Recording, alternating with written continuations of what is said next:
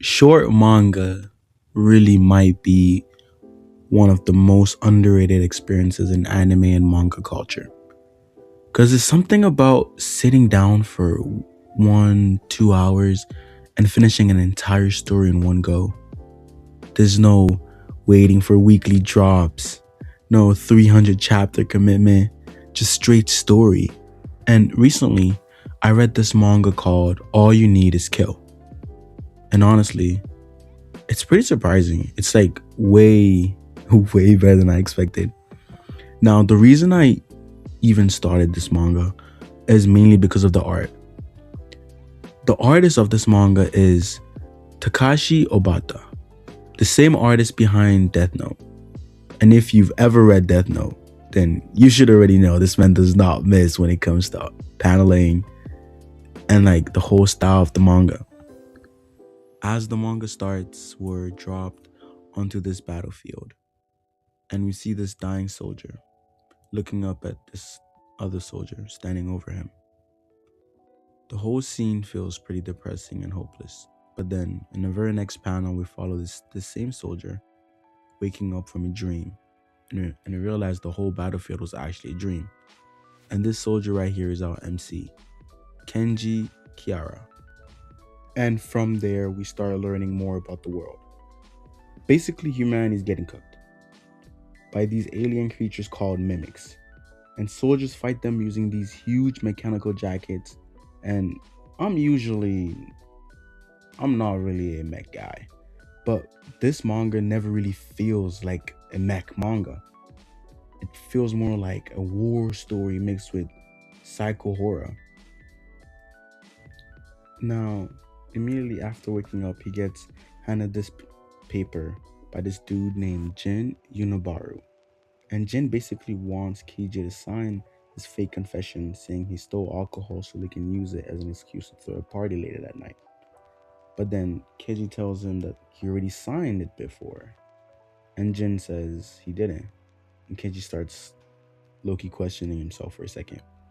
And I actually like this moment a lot because the manga like brings you into the planning, this weird feeling in your head before anything even happens. Like something already feels off.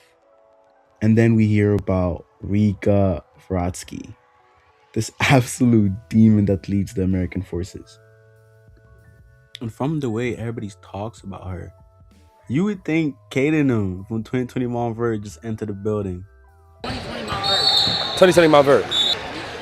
2020 my verse. That's Kate and them. Oh yeah, that team. Yeah, that team was tough. That team was tough. Because everybody is straight glazing her. Even Kiji's low-key terrified of her before we even meet her.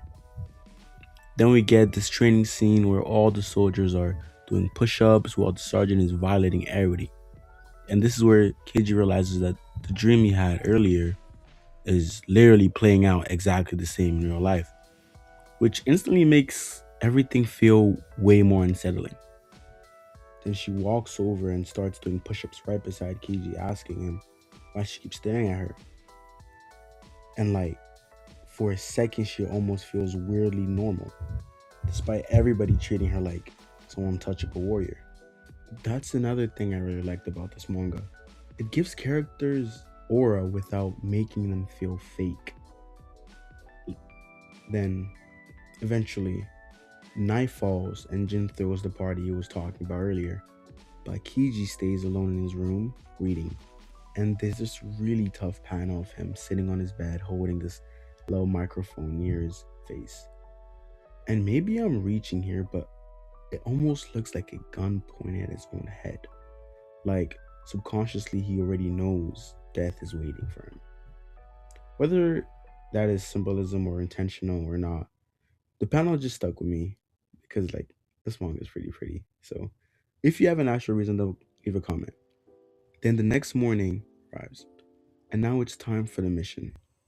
And this entire rollout sequence was hard. Everybody's suited up. The military starts to explain the operation, and it's Loki giving return to Shigashina vibes, where everybody knows the mission is cut, but they gotta move forward anyways. Basically, the mimics took over this island, and the soldiers are trying to reclaim it. Kiji and Jin's role are to snipe any mimics that get past the barricade. Simple enough? Yeah, no. Because out of nowhere, an entire horde of mimics appear from the horizon. We're flying to Philadelphia! Oh, hell no! And everything instantly falls apart. Jin literally tries to run for his life, and honestly, bro, he just like me. Because I would have been out of there. And then all hell breaks loose. Soldiers start dying everywhere, the battlefield becomes chaos, and then Kiji dies almost immediately. But instead of the manga turning into some tragic war story, this is where the real story actually starts. Because Kiji wakes back up at the beginning of the same day. And every single time he dies, he comes back again. It's basically ReZero mixed with military sci-fi. And once the time loop concept gets introduced, the manga becomes way more psycho than I expected. Because at first, Kiji's panicking and confused. But after dying over and over and over again, death slowly stops feeling shocking. It starts feeling more routine-like. And honestly, that's the part I found the most interesting. The manga isn't really about killing mimics, per se. It's about what happens to somebody mentally after experiencing death so many times that life itself starts feeling numb. As that's one of Kiji's worst fears. Then there's this even insanely tough panel where Kiji basically accepts his fate and decides that if he's trapped in hell, he's gonna have to wage war against the mimics no matter how many times he dies. And that ending to chapter 1 genuinely hooked me. Then chapter 2 starts, with Kiji preparing for battle again, while reflecting on his childhood and now being a hero. Used to sound cool. Actually standing on a battlefield knowing you're about to die horribly, it's completely different. And I think that's why this really surprised me about All You Need Is Kill. Under all the cool armor and action scene, this manga is weirdly emotional.